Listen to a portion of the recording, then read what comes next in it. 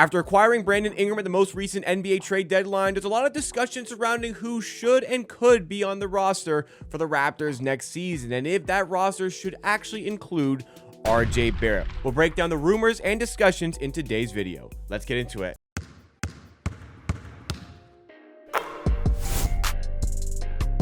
The rumors are out there. We've seen it. RJ Barrett is being linked to a trade away from the Toronto Raptors in the offseason to make way for Brandon Ingram coming into the team. And the rumors have been met with quite a bit of criticism from a lot of Raptors fans, but ultimately it feels like the fan base is extremely divided on this situation. So it's a complicated one to maneuver, but we're going to do our best over the course of this video on Amateur Hour Sports, the YouTube channel dedicated to Toronto Raptors content. So make sure you drop a like if you enjoy along the way and subscribe for more content just like it to help us on the road to 20,000 subs. But RJ Barrett is putting together a pretty solid season overall for the Raptors. It's not quite the season that he produced last year, or the half season he produced last season with the Raptors. I mean, I don't think we realistically could have expected him to keep up with those numbers, but it's been a solid season overall for the Canadian. He's putting up almost 22 points per game, 6.4 rebounds, which is reminiscent of what he produced last year. He's upped his assists to 5.6, which I think has been quite impressive this season. And I think, along with these assist numbers, I've been very impressed with RJ Barrett's ability to initiate the offense. I think people get too hung up on positions right now.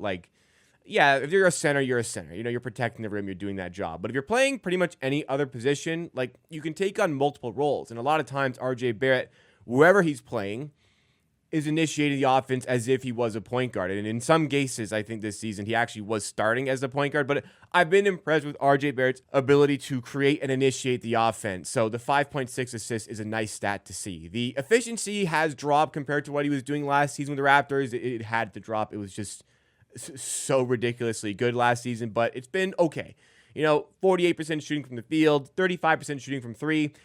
RJ shooting 35% from three is just fine with me, but the true shooting percentage is at 55.6, which is, again, it's okay. It's not great, but it's okay. It's fine. It's fine.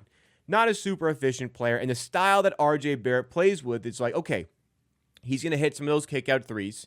He's going to knock down 35% of them. That's good. It's the 2-point percentages that maybe is something that we would like to see improve a little bit more for the player this season.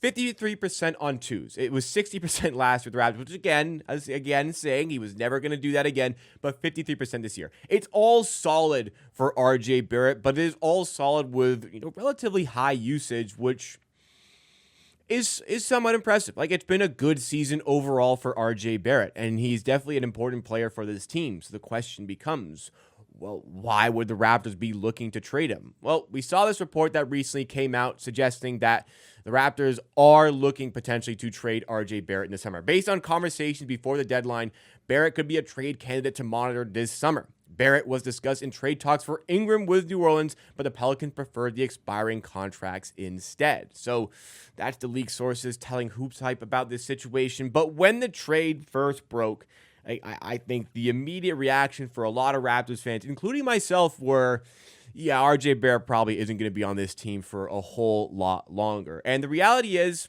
this is not a question of RJ Barrett's ability as a player or quality as a player. RJ Barrett is a good player, and we've seen it this season. We definitely saw it last season. RJ Barrett's a good player and can definitely help the Raptors win games. But you need to assess the situation stylistically with Brandon Ingram coming into the team. Brandon Ingram is a player who operates more as a specialty in mid-range. He is a mid-range scorer. And we were watching the Raptors, especially in the recent few weeks, games they've struggled in the clutch.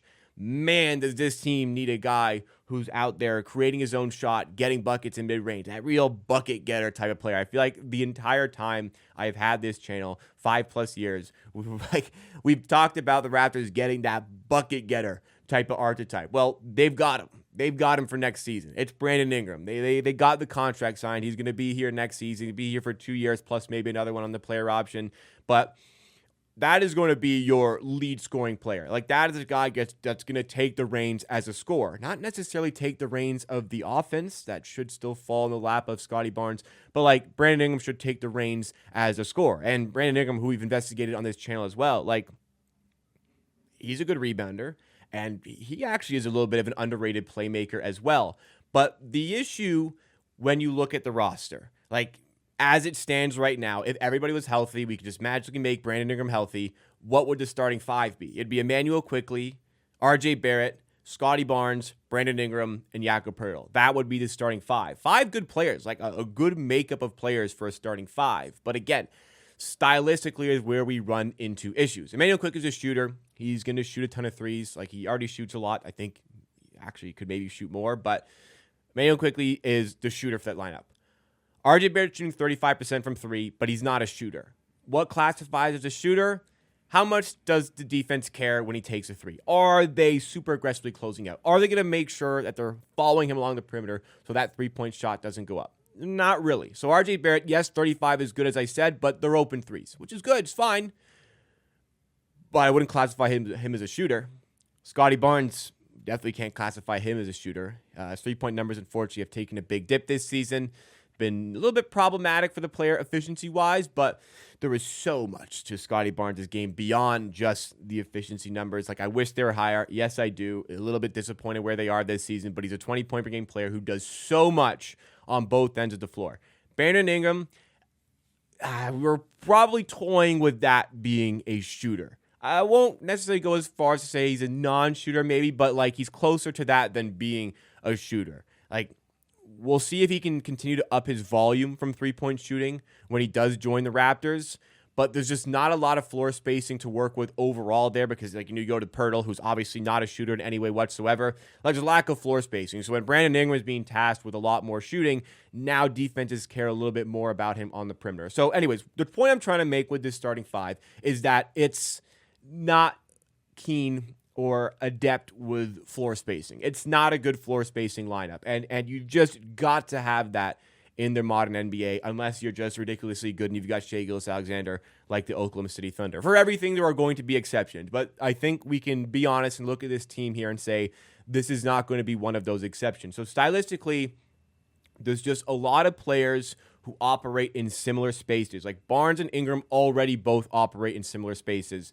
And now the fit just becomes a little bit clunky when RJ Barrett is involved, which makes him kind of the odd man out and the one that gets traded. But then the argument shifts to, well, why is it RJ Barrett you have to trade? Well, why not trade anybody else? Emmanuel Quickley's a guy I'd rather trade. That's the popular one. I think the fans who have like a realistic sense for this team know that it's not going to be Scotty Barnes. Like the amount of work he does defensively, he has taken a leap defensively this season. On offense, he orchestrates so much for this team. Yes, his shot selection needs to improve. Yes, his scoring and efficiency needs to improve, but there's obviously so much talent for this guy who has already been an all-star, and he's still not quite yet done his rookie contract, okay? People are continuing to, like every time I bring up the RJ Barrett, like that's the guy you've got to trade. People mention, why not Emmanuel Quickley? Like, again, stylistically, look at this team. Like, it is lacking in shooting. Like, there's some guys coming up. Grady Dick's improving. He's kind of taking a hit second half of this season, but that's a guy you believe in. Jacoby Walter's a guy you got to believe in as well. But Emmanuel Quickley takes on a huge load of the shooting for this team. So if you move him, you lose all of the shooting and floor spacing that he brings, and you lose your point guard. Like, you've already got your forward types in Ingram and Barnes. You also have Barrett now. You do not have a luxury of point guards here. It's Emmanuel Quickley. It is Jamal Shead, who I'm a fan of, who is getting better. But that is it. Like, Jamal Shead's not taking that jump up. I'm not sure what team is trading for Emmanuel Quickley and then giving us also a point guard that's going to start for our team. Like, Emmanuel Quickley is a good player. And I think that part of the issue with Emmanuel Quickley and the way he's framed right now is that he's been injured a lot this season, which does not have a track record of being injured in his career. There's been an unlucky season for injuries. And when he has played, he hasn't particularly been healthy, except for the most recent 8, 9, 10 games where he's actually playing really well and kind of getting back to himself. So I think when fans see more of a healthy runway of games for Emmanuel Quickley, they'll come back around on him a little bit more because I think he is a good player. Do I think he got paid a little bit too much? I said at the time, felt like maybe they paid him a bit too much, but maybe it's fine because also it's a flat contract that in a few years' time will look a little bit better than it does now. But yeah, I definitely wanted to come in a little bit less than, the $32.5 million that he's making. So again, the logical player here, and the one that's easier to trade as well, is RJ Barrett. It's just stylistically a player that just doesn't really fit with the team anymore. It's a contract that is tradable. He's making $25.7 million this year. Then it becomes 27.7. Then it becomes 29.6 before it becomes a free agent. So I think with the way Barrett's playing, there's going to be some interest in him. His inability to really play any sort of level of defense, he's not a good defender, is going to make it a little bit more tricky. His lack of presence from a three-point shooting standpoint, or let's say from a spacing standpoint, because obviously, yes, he can shoot. He's 35%. But from a spacing standpoint, there's not a big presence there. But the Raptors, what they'll have to hunt in return, because you got to get something in return for RJ Barrett. And personally, honestly, I don't know what that trade looks like right now. But what the Raptors need to focus on adding to this team, because you got to believe your top two tandem is Ingram and Barnes.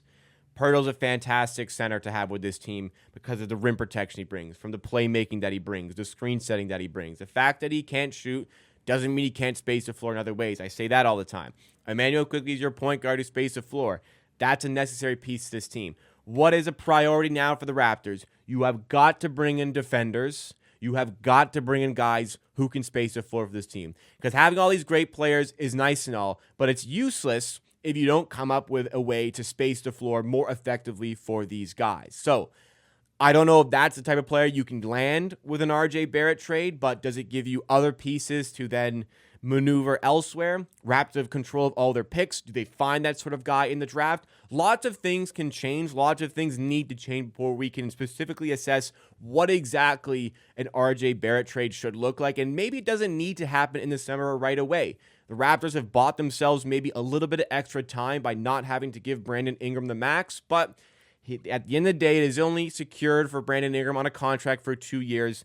I'd like to get this situation sorted as quick as possible, but I like RJ Barrett.